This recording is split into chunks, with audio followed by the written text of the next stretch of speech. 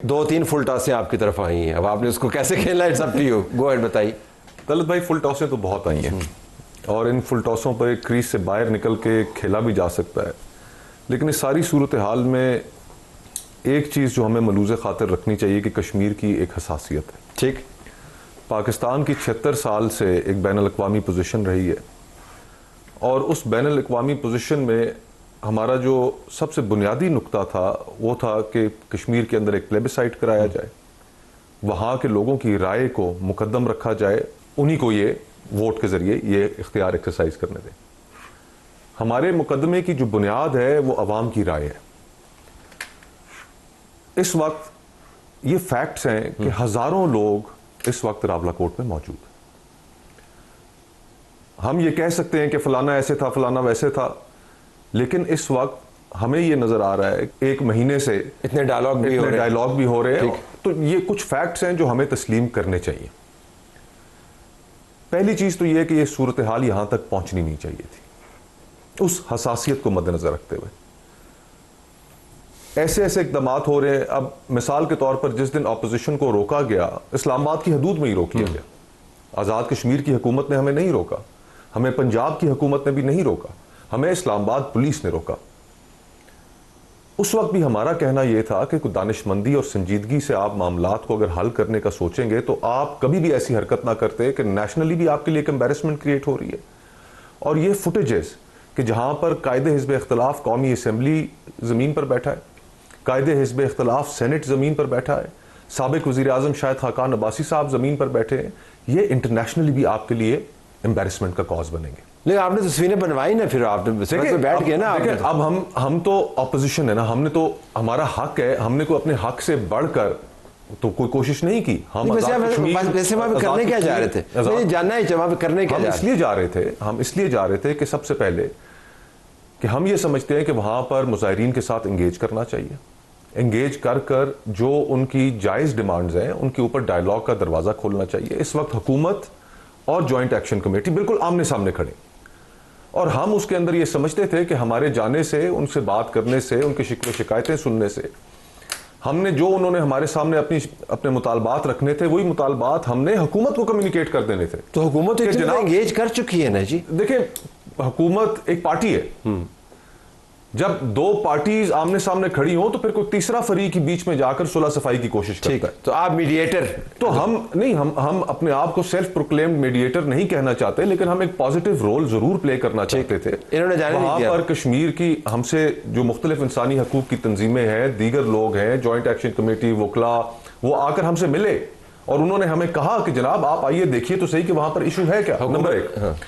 Number दो, देखे इस सूरत हाल को यहां पर पहुंचाने में इन दोनों जमातों का बड़ा किरदार है। किरदार किस तरह है? पीपल्स पार्टी की वहां पर हुकूमत है, आप उनके साथ पिछले 3 सालों से मुतअद्दिद दफा बैठ चुके। 3 सालों के बाद आपको याद आया कि इनको कालादम करना, ये तो बहुत बड़े दहशतगर्द हैं। डॉक्टर साहब ने अभी नंबर्स गिनवाए कि पहले एहतजाज में कितने लोगों की शहादतें हुई, दूसरे एहतजाज के नतीजे में कितने लोगों की शहादतें हुई। अब आके आपको याद आया। अब इनको क्यों याद आया? देखिए, अब तो इसलिए कि इनके ऊपर एक प्रेशर आ गया और उस प्रेशर में इन्हें एक पोजीशन लेनी पड़ गई।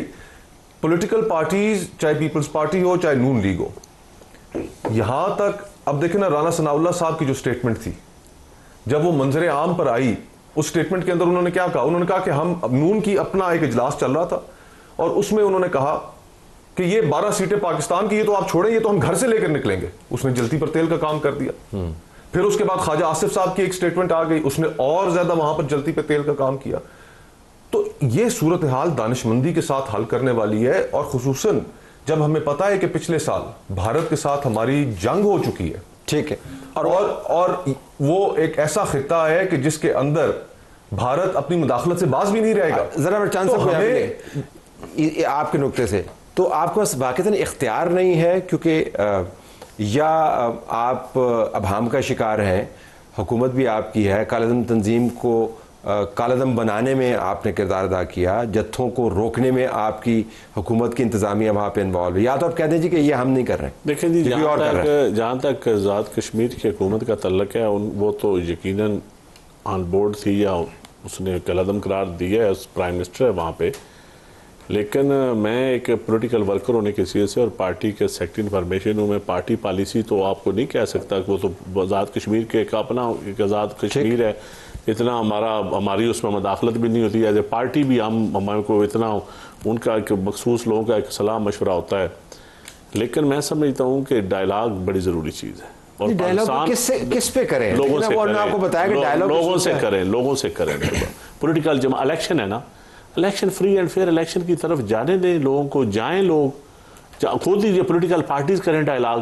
अब तो सारी पॉलिटिकल पार्टी जब इलेक्शन अनाउंस हो जाए फिर तो वहाँ पॉलिटिकल पार्टीज और अब हुकूमत बैठी है, जब इलेक्शन अनाउंस हो जाते हैं हुकूमत कितनी बाख्तियार रह जाती है, ब्यूरोक्रेसी किसकी सुनती है।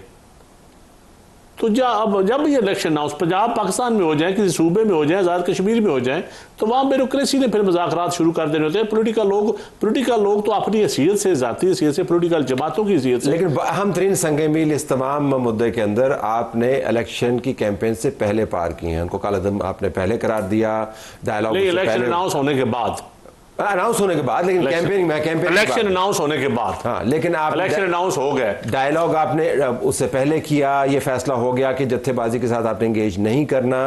अभी देखें ना, आप कहते हैं डायलॉग की बात, लेकिन आप मौलाना फजल रहमान को आगे करते हैं।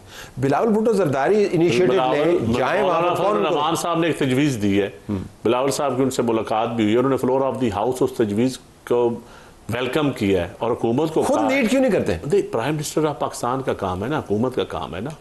Prime minister of Pakistan lead करें, मौलाना फजल रहमान को एंगेज करें, बिलावल साहब को एंगेज करें, सबको एंगेज करें। तो आपके पास ये हुकूमत का काम है। मुतहदा अपोजिशन बैठी थी, अपोजिशन ने जब ऑफर किया है, बिलावल भुट्टो जरदारी का ऑप्शन मौजूद है, मौलाना फजल रहमान का ऑप्शन मौजूद है, आपके पास अपने प्राइम मिनिस्टर को वहां पर ले जाने का ऑप्शन मौजूद है। ये ऑप्शन आप क्यों नहीं एक्सरसाइज करते? तला साहब, वेरी क्विकली मैं चंद 3-4 पॉइंट मैं कर देता हूँ, जो बात मेरे जहन में थी वो शायद इसी में कवर हो जाएगी। यहीं से शुरू करते हैं।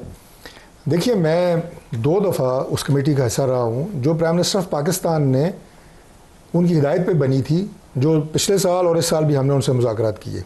तो इससे बड़ी क्या बात है। अब पिछले साल जब गए हैं 38 निकात उनके माने तो 6 वफाकी वज़रा थे उसमें। साबिक वज़ीर आज़म थे राजा परवेज़ अशरफ साहब, ना मानने वाले। उनके कहने पे हमने वफाकी काबीना का साइज़ कम कर दिया, आज़ाद कश्मीर का, वजारतें कम कर दी, 32 से जो है 20 कर दी, उनकी 177 FIRs ख़त्म कर दी। ये मानने वाले थे, जिसमें बलवे दहशतगर्दी की FIRs थी वो सारी ख़त्म कर दी। कंपनसेशन सबको दे दी, जो लॉ इन्फोर्सिंग एजेंसीज़ के शहीद थे उतने ही मुजाहिरीन में जो शहीद हुए उतनी सेम कंपनसेशन, 1-1 करोड़ रुपया जख्मियों को। लंबी फहरिस्त मुझे वो सारी ज़बानी याद है, बहरहाल वो सारी मानी। चंद साहब कह रहे हैं बिजली का रेट, हर चीज़ माने। लेकिन ये एक कॉन्स्टिट्यूशनल अमेंडमेंट है 12 सीटों वाली, जो ऑप्शंस दिए हैं उन्हें हमने कहा कि इस पर बैठ के वो रास्ता इख्तियार करें जिससे ये अमेंडमेंट हो सके, ये धौंस से नहीं होगी। मौलाना फजल रहमान साहब की बात कर लेते हैं। मौलाना साहब को मुकम्मल इख्तियार हासिल है, वो ज़रूर डायलॉग करें। हम उन्हें ये गारंटी कर सकते हैं, जो इस वक्त पोजीशन है कि कालादम तंजीम के साथ हम तो इंगेज नहीं हो सकते। आप बात करें पुरअमन तरीके से, वो अपने घरों को जाएं, जिन लोगों के खिलाफ मुकदमात हैं वो अपने मुकदमात का सामना करें, जिनके खिलाफ मुकदमात नहीं है उनके खिलाफ कोई ज़्यादती नहीं होगी। मैं फेडरल गवर्नमेंट की तरफ से आपको इंश्योर करता हूँ। आगे आ जाते हैं। अगर उन्हें अवामी हमायत हासिल है जॉइंट एक्शन कमेटी को, तो हमने तो उन्हें 2025-26 दोनों सालों में कहा कि आप इलेक्शन लड़ें, आप आएँ, और जो ये सड़कों के ऊपर, सड़कें तो स्टेट की मिल्कियत होती है ना, उन पर कब्जे ना करें, पार्लियामेंट में बैठ के बात करें, जो आपकी अपनी कानून साज असम्बली है। तीसरी बात यह है कि जो मेरे भाई ने कहा, मुस्तफ़ा ने, हसासियत, कोई इसमें शक नहीं है। ये जो मुतालबात उनके हमने माने हैं, जिनको मैंने आपको बताया कि 35-36, ये हसासियत की वजह से माने हैं कि ये मामला घर के अंदर खुश असलूबी से तय हो जाए। ये ना मानने वाले थे। Let me complete. अब मुझे आप ये बताएं कि जॉइंट एक्शन कमेटी जो शुरू चंद ताजर करते हैं, समाजी रहनुमा करते हैं, अंदर की बात किसी को पता नहीं है कि वहाँ पे कौन से लोग हैं और क्या उनके मकसद हैं। ये बातें वहाँ पे हुई हैं। 1-2 छोटे छोटे और नुक्ते।